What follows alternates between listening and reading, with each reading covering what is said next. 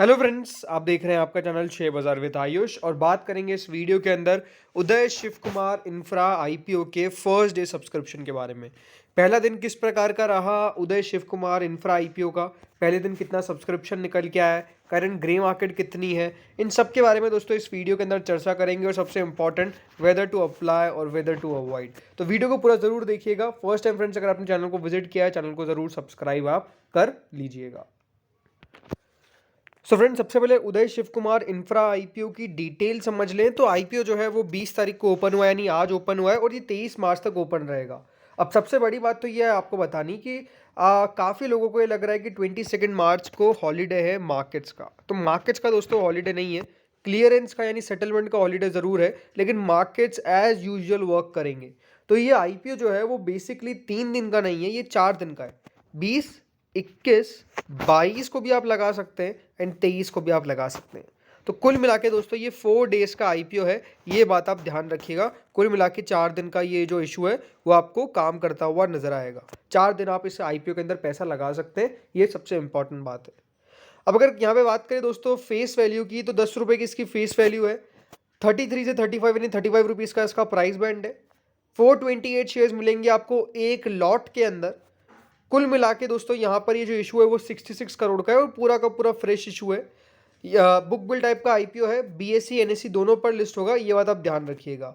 और उदय शिव कुमार इंफ्रा के अंदर रिजर्वेशन किस प्रकार से, यानी किस किस को कितने कितने शेयर्स ऑफर किए गए। तो क्यूआईवीज को दोस्तों 10% ऑफ द इशू ऑफर किया गया।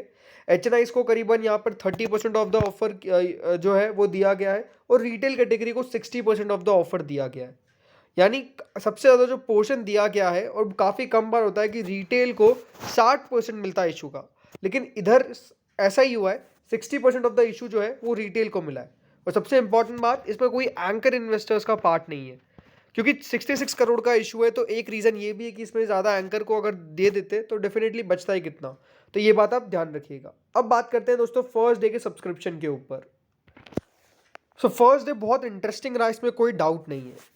पहले दिन दोस्तों अगर बात करते हैं इन्वेस्टर्स में, सबसे पहले क्यूआईबीज के ऊपर, क्वालिफाइड इंस्टीट्यूशंस के ऊपर। तो क्यूआईबीज के द्वारा जो आईपीओ के अंदर पैसा लगाया गया है, पहले ही दिन वन टाइम ये इशू भर चुका है। लेकिन अगेन आपको बता देता हूँ, क्योंकि 10% ही इनको मिला था, यानी 66 करोड़ है, तो कितना मिला है 6.6 करोड़। तो 6.6 करोड़ भरना क्यूआईबीज के लिए कोई बहुत बड़ी बात नहीं है। इसीलिए जो इनका पोर्शन है वो दोस्तों फुली सब्सक्राइब हो चुका है on the first day only. Because 6.6 crore कोई बड़ी बात नहीं है, ये बात ध्यान रखिएगा। 1.03 करोड़ का जो इशू का पैसा है, ये कोई बड़ी बात नहीं है। इसीलिए 1.03 टाइम्स दोस्तों ये जो इशू है वो फर्स्ट डे के अंदर ही सब्सक्राइब हो गया, यानी जो इनका पोर्शन है वो फुली सब्सक्राइब हो गया on the first day, very first day. HNIs HNIs को दोस्तों 30% ऑफ द इशू जो है वो ऑफर किया गया है और पहले दिन एचएनआईस की तरफ से भी ठीक ठाक पैसा है। कुल मिला के 77% जो है वो एचएनआई का पोर्शन भरा है। एचएनआईस के द्वारा कह सकते हैं कि पहले दिन पूरा पैसा तो नहीं आया, बट 77% तो आ ही गया, यानी 3/4 से ज़्यादा पैसा निकल के आ चुका है। जिसमें जो बिग एचएनआईज है उनकी तरफ 0.70 टाइम्स पैसा निकल के आया, और जो स्मॉल एचएनआईज है, यानी जिनके बिट जो बिलो 10 लाख होती है, उनके द्वारा 93% इस इशू को भर दिया गया है। तो कह सकते हैं कि पहले दिन क्यूआईबीज का और एचएनआईज का पोर्शन जो है वो कह सकते हैं कि ठीक ठाक सब्सक्राइब हो गया है। बहुत ज़्यादा, अगेन जैसे मैंने कहा कि अगर आप उसको वैल्यू वाइज देखेंगे तो वो बहुत ज़्यादा नहीं है, क्योंकि इनका पोर्शन ही 10%, एक का और एक का 30% है। इसीलिए कह सकते हैं कि इतना आपको ये पोर्शन जो है वो बढ़ता हुआ नजर आ रहा है। अदरवाइज अगर इसमें क्यूआईबीज का 50% पोर्शन होता तो पहले दिन कह सकते हैं बहुत कम पैसा मानते, बट क्योंकि 10% ही है तो डेफिनेटली यहाँ पे कह सकते हैं कि तब भी ठीक पैसा, ठीक पोर्शन बढ़ जाता है। राइट, ये आपको समझ में आ चुका होगा। तो कह सकते हैं कि फर्स्ट डे ठीक सब्सक्रिप्शन आया है by both category. Retail portion कितना भरा है, बिकॉज रिटेल कैटेगरी को सबसे ज्यादा ऑफर किया गया है, लेकिन रिटेल कैटेगरी दोस्तों यहाँ पे पहले दिन कितना भरी है, ओनली 0.46 टाइम्स। रिटेल को 60% ऑफ द ऑफर दिया गया है, ये बात ध्यान रखिएगा। 60% ऑफर किया गया है और पहले दिन कितना भरा है, कुल मिला के 0.46 टाइम्स, यानी 46% दोस्तों जो इशू है वो अभी तक रिटेल कैटेगरी के द्वारा भरा गया है। अब एक रीज़न क्या है, देखिए 4 दिन का जब इशू है तो डेफिनेटली पैसा जो है वो धीरे धीरे निकल के आएगा। आखिरी दिन एक्शन काफ़ी रहेगा, बट ये है कि रिटेल कैटेगरी है तो retail category first second day पैसा लगाना शुरू कर देती है। पहले दिन में 46% तो पैसा आ ही गया है ना। बट क्योंकि 4 डेज़ का इशू है तो डेफिनेटली धीरे-धीरे पैसा निकल के आएगा, इसमें कोई डाउट नहीं है। इंपॉर्टेंट तो यही है कि लास्ट डे कितना पैसा निकल के आता है, फाइनल फिगर्स क्या रहते हैं। बट अगेन फर्स्ट डे कह सकते हैं कि रिटेल कैटेगरी के द्वारा जो पैसा निकल के आया है वो तब भी ठीक है।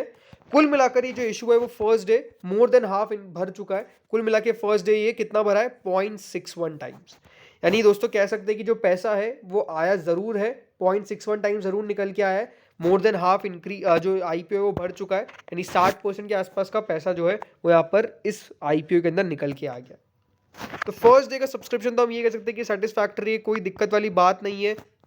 इशू के अंदर पैसा निकल के आ जाएगा। देखिए सब्सक्रिप्शन आना तो वैसे भी इसमें बहुत बड़ी बात नहीं है, 66 करोड़ का इशू है, आराम से बढ़ जाएगा। इंपॉर्टेंट तो यही है कि देखिए आईपीओ के अंदर पैसा बनेगा या नहीं बनेगा। तो ये डेफिनेटली देखिए चाहता तो एसएमई में आ जाता, कोई बहुत बड़ी बात नहीं थी।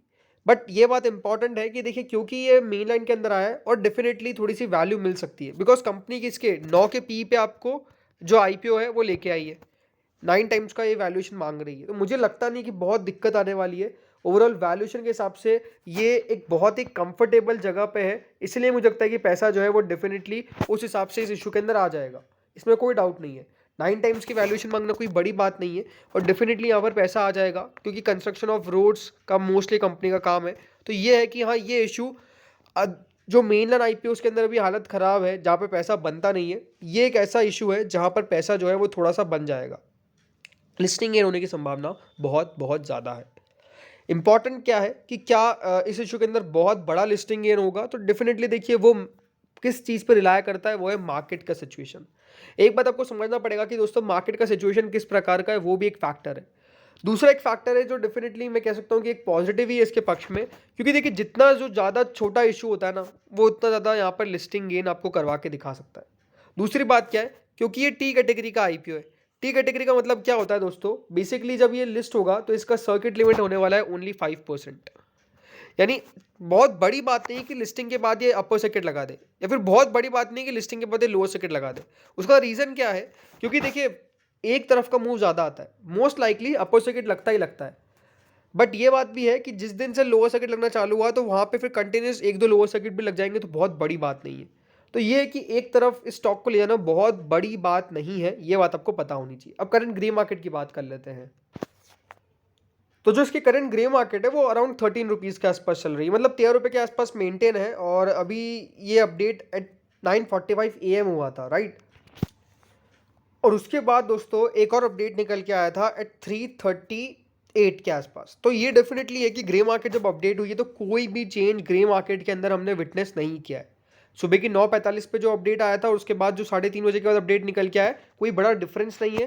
13 के 13 पे ही है, 37% ही दिखा रहा है कि यहाँ पर आपको मुनाफा हो सकता है। और इसके जो सब्जेक्ट टू रेट्स है वो भी 6000 के आसपास एडजस्टेड लगातार इधर ही नजर आ रहे हैं। तो grey market is quite good, इसमें कोई डाउट नहीं है। 37% बुरा तो बिल्कुल ही नहीं होता है, और मेन लाइन में तो 37% मिलना बहुत ही बड़ी बात है। तो बिल्कुल हाँ, इस इशू के अंदर ग्रे मार्केट के हिसाब से तो पैसा बन सकता है। जैसे मैंने कहा कि वैल्यूएशन के हिसाब से पैसा बन सकता है, बहुत कोई रिस्क मुझे नज़र नहीं आता है। बट अगेन आपको आपके फाइनेंशियल एडवाइजर से ज़रूर कंसल्ट कर लेना चाहिए आईपीओ में पैसा लगाने से पहले। इस वीडियो में इतना ही था दोस्तों। Thank you friends for watching this video.